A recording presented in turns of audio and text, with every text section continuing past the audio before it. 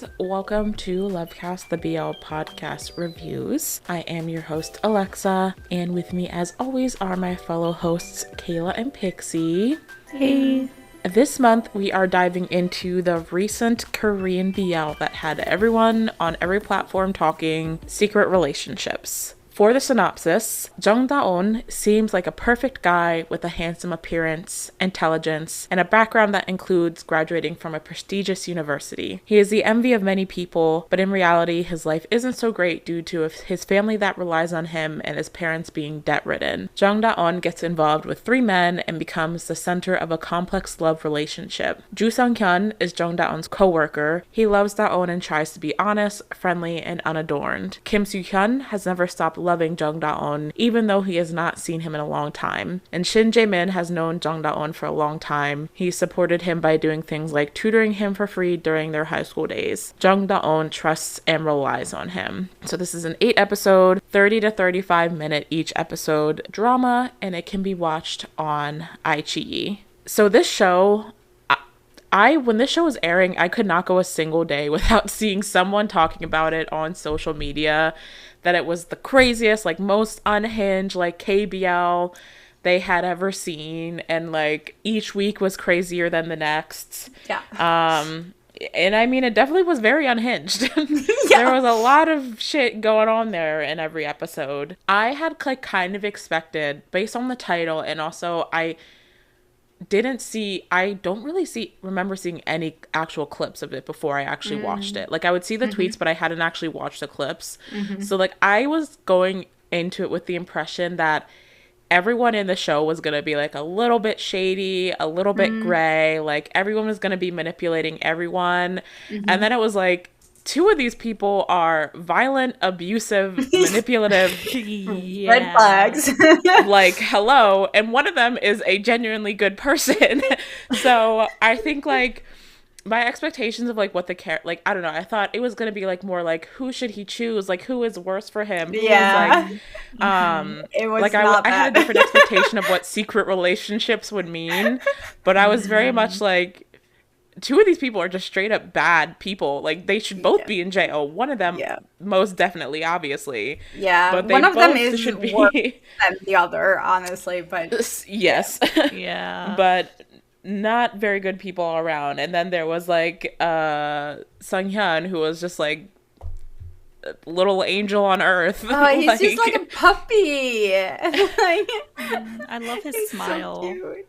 Yeah. Oh, he was so cute. He reminds me of someone, I can't think of his name, from N Flying.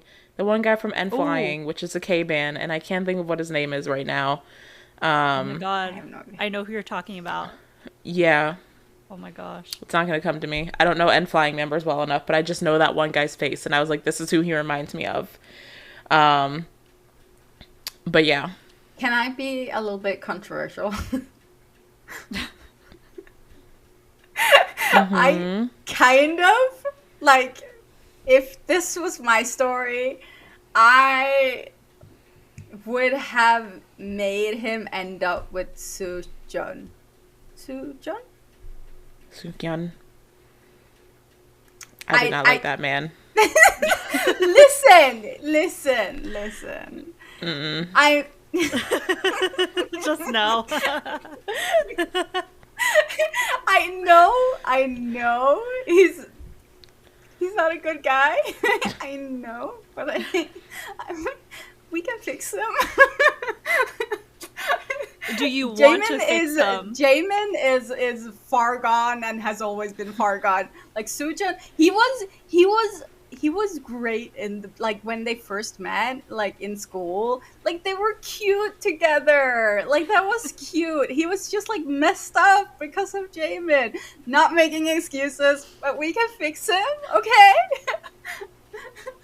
Listen, can I say, okay? I just background. I was I wanted to rewatch it so that I had it fresh in my mind for this review. So I actually went and watched Javi watch it, like reacting to it, because I think it's interesting to get others' point of views while you're watching. And he made a really good point that the only person who actually has any build up, any story, any character development is Sujan. Like, he's the only one that actually, you get the background for it, you get how he was before, you get how he was now, you get like a change in that. He does actually let Dawn go in the end. Like, you get like a progress, like character development. None of the others get that. Like, Jamin, he's just crazy. You don't know why. Like, there's no reason why he's crazy. Why is he crazy? Tell me. He just got obsessed with him. Why? Like, there's no... How do you get, like... I understand, like, he probably had some trauma or something that made him... But we don't know. Like, you don't just wake up obsessed with someone. Well, some people do. He made me think of... I literally put in my notes, he reminded me of, like the type of unsub you would see on like a show like Criminal Minds. Like, right. Sometimes you just like, I mean, they didn't really give us his backstory aside from learning that he actually saw him for the first time in high school. But I think his point was like, he didn't need trauma. Like, he just became obsessed with him because that was who he is. And like, I don't think there necessarily needs to be like a trauma to be like, oh, he had this happen and he clung to Daeon. Like, he just saw him, wanted him, and became obsessed with him. And like, that was just like the type of character he was meant to be. And like, he just pure evil. Like, that was his character. Like a psychopath, but it's very sociopath. One-dimensional. Like, people aren't one-dimensional. I don't know. I guess. I think like his character was just meant to be like psychopathic. Yeah, I get that, but still, there's like layers to people. People aren't just like that thing. Like, he seems like a character of a sociopath. Yeah, the way I interpreted Jamin's character is that he kind of was like a groomer, because it's like the way he managed to insert himself into Dawn's family dynamic, and he like set things up so that he made them reliant on him. Yeah, exactly. Like, Dawn would feel like he's indebted to him, like kind of like a "you owe me because I took care of you" type of mentality. Like, I did all of this for free out of the goodness of my heart, but it wasn't really. And I don't know, I just felt like he started off liking him, like having a crush on him, and then it slowly developed over time through like him wanting down to himself.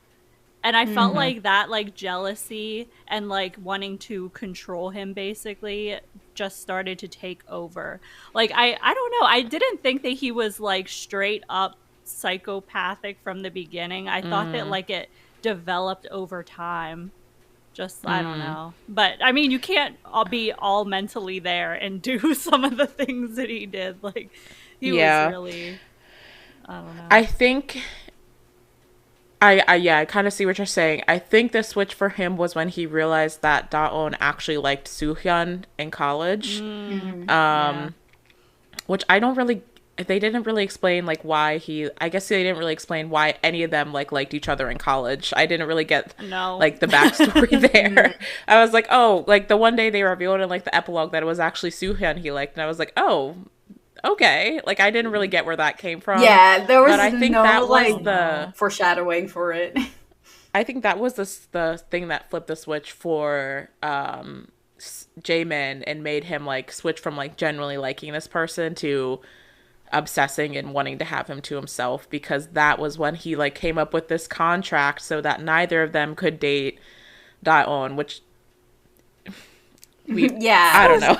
And then things just like devolved from there to him becoming like obsessive to the point of like murder. Soojeon is just like he has a lot of issues. He's not very secure in who he is. He's very abusive. He's very insecure person. He agreed to go into this contract. He sits outside of his house. He agreed to go into a contract to not date Dawn because he was so insecure about it that he didn't believe that, like he believed Jamin could take him away from him. Like he is super insecure, and Jamin played on that. Like he manipulated the hell out of, like, I'm not saying that you should act that way just because someone manipulated you. Like he has anger issues, okay? And I'm not condoning anything he did to Dawn. I'm just saying I can change him. You have fun with that. Personally, Literally, I just don't really think, I don't know. Yeah. It was kind of like literally up until the final episode, he was planning to sabotage everything so that Daon would have no choice but to rely on him and be with him. And then he was like, I almost let you die. Never mind. I was like, that didn't really feel like a lot of development to me. Like, I don't know. I would have liked to see him more. I mean, it's only 8 he episodes, got like so this. He got shocked after he saw Songhyun toss, like, go into the knife for Daewon, but he was standing there just watching. That was like the shock that got him out of the darkness, kind of, so that he started to change. It's just that we don't get any story after that. I just felt like it didn't really feel like, I can see what made him change. It just didn't feel like, I don't know, maybe it just wasn't enough for me to like. Also, after he was being terrible for 8 episodes. His dad wasn't great either. Like nature, nurture in this whole scenario for him was stacked against him. Just saying. Yeah. Not as it is with many but... of us. Hey, I had a shitty dad too, and I don't force myself on people and use violence with them. I do think the parallel between Soo-yeon and Jaemin is interesting because Jaemin is kind of like secretly dangerous. Like, he doesn't appear dangerous outwardly until he starts to act out. But Soo-hyun is, like, so outwardly dangerous. Like, one of the first interactions we see between him and Daewon is him, like, throwing something at the wall next to him. Mm-hmm. But then it's ironic because then Soo-hyun ends up weirdly being the one who is more sane than Jaemin. But it's just really interesting. Somehow. They're both dangerous in different ways. But yeah. I don't. It was kind of like a red herring situation almost. Where like, obviously Soo-hyun was outwardly from the first episode, like the violent, like angry, like yelling at Daon and everyone around him, and then you kind of had to build up to the reveal that Jaemin was like the sneaky, manipulative, like they had like the chess board that he was kind of like moving the pieces in the background to manipulate things to be in his way. But just both in very different ways, and obviously Jaemin much more extreme, but like I just think there was 2 different types of like violence going on there with the 2 different characters. Say, I think my greatest issue with this show was that I don't think like they had enough time to develop the story properly. Like I feel like we're missing a lot. I don't know. I was kind of thinking that. I felt like, I mean, it is only 8 episodes, 30 minutes each, but I was honestly thinking like I applauded them for taking on something more complex in like such a short time frame. They definitely weren't able to flesh out everything, but I don't know. I feel like I kind of came out like understanding what they were trying to do, and it like made sense to me. I did hear that they did make some changes because it's adapted from a webtoon with the same name. And I heard that someone mentioned, I haven't read it myself, but I heard someone mention that they soften some aspects of some of the characters, which then made the other characters even more extreme in comparison. I don't know. Yeah, I mean, it doesn't surprise me. I honestly was surprised that they showed people. there's definitely a lot of Korean media that shows like very violent, evil people, but this is like in terms of KBL, like Jaemin as a character, and even like some of the scenes with Soo-hyun and like the violence that he used, like I don't remember ever seeing that in KBL thus far. So like I'm not surprised that they softened it to some degree, but I also felt like that is the part where I was kind of like, okay, I understand why people are saying like this is like the craziest thing they've ever seen in KBL, because like I can't think of a KBL that's ever been so like dark and intense and violent. Yeah, I agree. Like this is right up my alley on like shows. I love this kind of show, so I thoroughly enjoyed watching this, don't get me wrong. But yeah, it's like one of those things that you really like a show that you kind of notice what you wished was a part of it too. So even like I would give it a really high score, but I do have some like things that I think like could have been done better. But yeah, all in all, I love that they went for it. Yeah. Same. There are a lot of aspects that were for me. I do enjoy that they went there. Like that I really appreciate like the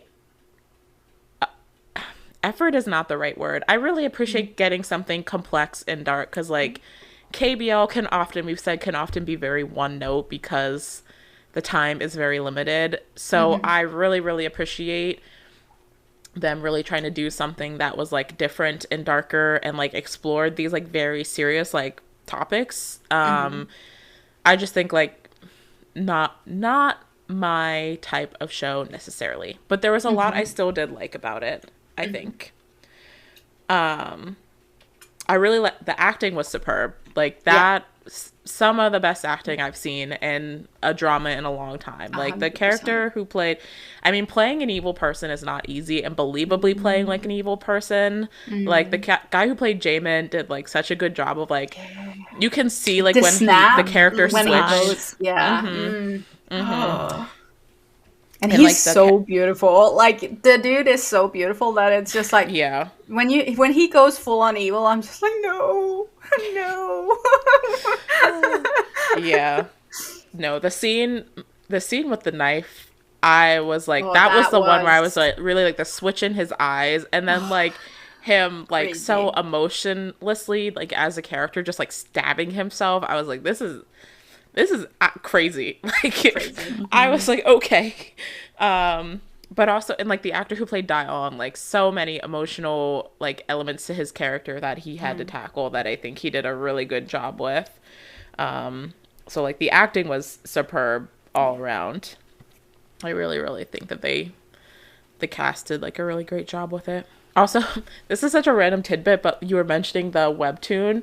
Literally in the final episode, I realized that the main OST of the show was sung by Chongsub of B2B, because it was an OST he sang for the webtoon.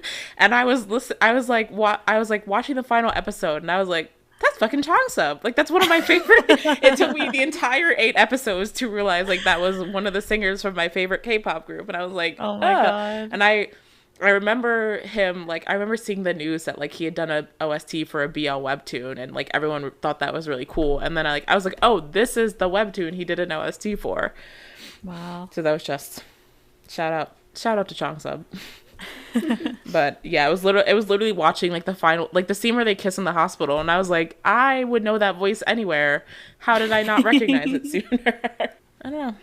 Any other notes that people had? Oh, I liked the element with the rings, the fact that all 3 of his love interests like presented him a ring or tried to force a ring on him, but then it wasn't until like the very end with Sunghyun that he actually like accepted and like willingly took and put on the ring. So I kind of like that kind of like, I don't really know what you would call it, but I just like that was kind of an element that like there's a ring in play with every love interest. And then like when he finally like found the person that he wanted to be with, that was when he actually accepted the ring. I like the concept of like, I guess Daon is basically like trapped in between these two people who like want him for different reasons, and like none of it is beneficial to him, but he like is trying to, for the most part, like distance himself from them, but they just keep like showing up and keep like disrupting his life. And it's just like, it's really sad, it's really frustrating for him, because he ends up being in like survival mode like the whole series. But I like the concept of it. I don't know how else to put it. I don't like seeing him suffer, but I like the concept of it. Yeah, it's like this interesting, like, he's like, there's this element of him like running away from his family because he wanted to live on his own and have his own free will and like not be tied to his parents' debt. Oh, then like you have these two people who come in that like almost put him back in a cage in different ways by like forcing his hand, whether it be by manipulating him behind the scenes in ways that he doesn't realize, or being upfront and being like, hey, if you don't let me do this, like I'm going to like harm the people you know, or make your life hell for the people you know. So he kind of like ends up back in like this cage of being like, not indebted's not the right word, but like being tied to these people without his own real will in the situation, I guess. I kind of love the contrast of Sung Hyun kind of like just being there with Daon and just like sharing his life with him. Meanwhile, you have Soo-hyun and Jaemin on like not even with Daon, like just with themselves, like arguing and just like discussing Dawan's life without him, and just like, and none of them were there with him. Like none of them were there with him, and he's just like, Sungyeon is just hanging around him and getting to know him, actually learning stuff about him. Yeah. And these two men are just like being toxic with each other and just like, what? Yeah, no, the idea of like the whole idea of like the contract and being like, let's pretend to date each other so neither of us can date this person that we both like, and I'm just like, what? It's such a silly, goofy thing, but it comes down to like both of their pride. I think it's very much like, if I can't have him, then like you can't have him either. And like I think that's a lot of what it was for both of them throughout the whole thing. And then of course with Jaemin, it delved more into like this scary, violent obsession, but there definitely was a lot of pride there of being like, he doesn't want me, so like no one else should be able to be with him. But the contract thing was just so silly. Yeah, it was so dumb. I really also like the idea of, you know how Daon confesses to Jaemin that he likes him and Jaemin rejects him, but he actually does like him, and then later on, I think it's literally in that final episode, he's like, why did you reject me? Like, if you actually liked me. And I feel like it all, I don't remember what he said, but I feel like it all came down to the fact that he didn't want Daon to have a choice in the matter. Like, it wasn't like, you get to choose to like me. It's like, I have to decide that you like me, or something like that. Like, it was really, again, like very controlling. It's very interesting. Yeah, I was thinking also that Jaemin probably was afraid for Daewon to see who he really was. That he was keeping him on an arm's length because, like, or he was like putting Daewon on like a pedestal, and he just like, okay, if they actually do get together, it's kind of, he's gonna corrupt him somehow, like that kind of mentality. It was weird, but I love that they're diving into a little more complex stuff that you can't just be spoon-fed the answer to. You kind of have to think about it and discuss. I think there was this element also, and like he mentioned it at some point, of like the idea of being able to be closer with him, just like staying by his side as opposed to like dating him, because that relationship could end. But I think even more than that, he felt like it might be easier to control Daeon as like his close senior who helps him out when he's in need and like does all these small things that like seem like something just like a really close senior would do, but like it's easier to control him having that type of relationship than being like Yeah. his romantic partner, because that changes the relationship dynamic. And so I think there was this element of being like, well, if I just keep him on the string like this but never actually date him, it's easier to manipulate him in these ways. But then in the end, he came back and was like saying to Dion that like he rejected him. And it's like, I don't know, he just, his whole, like you said, Kayla, I think his whole idea of like what the relationship should be in his head got so skewed by the end that like that's how he ended up being like in his fucking like wedding tux, like trying to kill them, like kill like So fucked up. oh my god, Oh it was my God. crazy. It's also just crazy that like him and Suyeon are talking about how much they like care about Dawn and how they love him, but all they do is make him sad. Like all they do is make him suffer. I don't even know if they fully realize that themselves until maybe Suyeon did at the end when he started to reflect on everything that happened. But it's just crazy that they're like, no, we both really care about him, so we're gonna manipulate his feelings and make him depressed. Yeah, it's very, very, very interesting. Oh, I put a note in here. Pixie, I was surprised you didn't comment on this because I feel like you usually pick up on this kind of thing. The final kiss when they were out in the street and they just like pressed their lips together. I was like, I'm surprised. Pixie usually like picks up on those kind of like fish kisses, especially because the other two kisses that they had were like kisses. And I remember like watching the final... I think I blocked it. I remember like I was watching the final episode and like they said I love you and then hugged, and I was like, I feel like, you know, maybe a kiss would have more impact here. And then like they just like did like the press their lips together kiss, and I was like, oh, after like that cake kiss and like their first kiss when Dion was drunk, it just felt like I came to the conclusion that it's probably because they were filming it outside and like in a public space, so like they weren't gonna have two men making out on the street, but or they filmed it first maybe in the series. Yes, that's and like what I was gonna say. It might be the first scene they did. So I was like, after we made out in our other two kiss scenes like we did, like those were good kisses, and then we're just doing like for the final kiss after we said I love you. I was like, where's the emotion here? Yeah. I don't know. I think I blocked it because it's like the end of the show anyway, so I'm just like, okay, that didn't happen.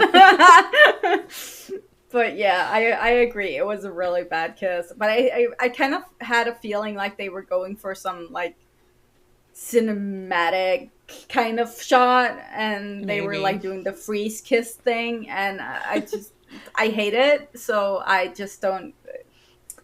I refuse to acknowledge it. Do we want to give it our ratings out of 5? I will go with a 4.5.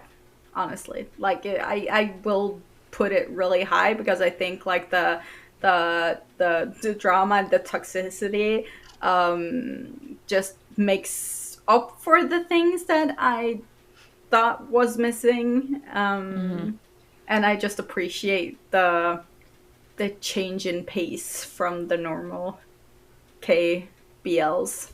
I think I would settle on like a 3.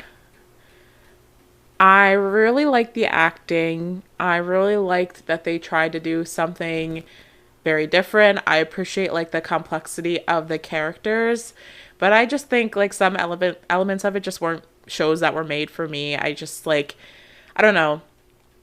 I think complex characters are really cool and I like exploring dark characters, but just like some of the stuff that they were doing just wasn't hitting for me, and I just didn't enjoy watching it. Like I didn't necessarily enjoy watching the violence and things like that, even though I knew what they were trying to express with it and like the type of characters that they were trying to portray.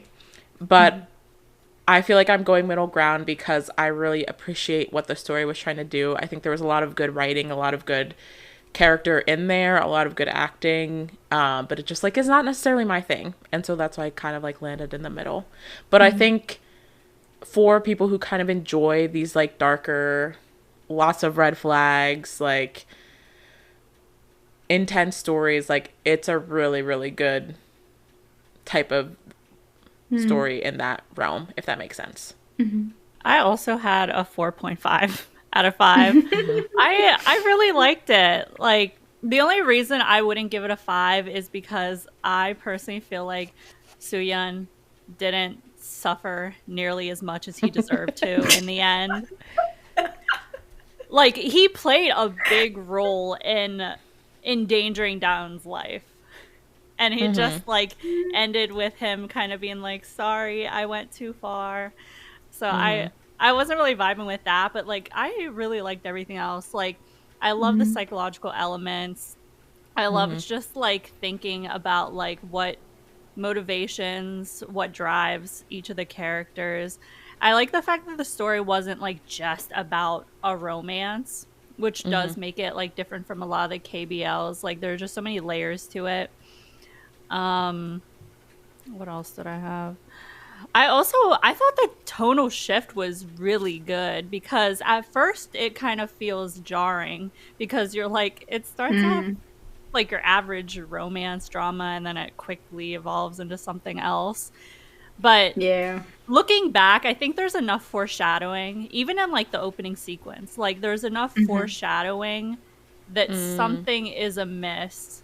Like, they're planting the seeds there. It doesn't come out of nowhere. So I really liked when it started to get dark. Because I was like, oh, you just, like, you don't expect it at first. At least I didn't. But I just really liked it. And I like that Daon ends up with the person who was, like, kind of the bystander, but also, like, his support system throughout the whole series. Like, Sungyeon? He was just there, basically. Like, we don't get a lot of backstory from him or anything like that, but I was okay with him just, like, existing and being, like, a kind of, like, I guess just, like, down. Just some guy. Yeah, he was just some guy. Like, he was just and a it guy worked. who was, yeah, he was getting him medicine. He was being like, are you okay? He was running to his apartment. Like, just, I liked that he ended up with the person that he should have ended up with, in my opinion. Yeah. Like, after everything that he went through, I found it very satisfying that he was with someone who actually cared about him, and he, like, had the choice to be with that person. Yeah. So, Yeah, I agree with that. I really like this series, honestly. Yeah. Like, I think it would be one of the KBLs that I like more, if that makes sense. Maybe not one of my favorites, but one of the ones that I like more. So yeah, 4 out of 5. Definitely. Well, that's going to be all for our review of Secret Relationships. Be sure to let us know what you thought of the series, what rating you would give it out of 5, what elements you liked, what you maybe didn't like, all that fun stuff down below. And as our reminder, all of our reviews are voted on by our Patreons, and they get access to watch them a month before they're uploaded on YouTube to the general public. This one we actually had a bit of a battle for, because the original poll ended in a tie between this and Your Sky. Could not be 2 more different shows if you tried. So we had to do like a runoff poll that was like 12 hours only between the 2 tie winners, and then Secret Relationships ended up winning. But yeah, so, you know, they get to vote on the polls, they get to kind of choose which show we review each month. So if you're interested in that kind of thing, you can join us over on our Patreon, and it is also a great way to support the show. But that is all for this month's review, and we will see you guys in the next one. Bye. Bye.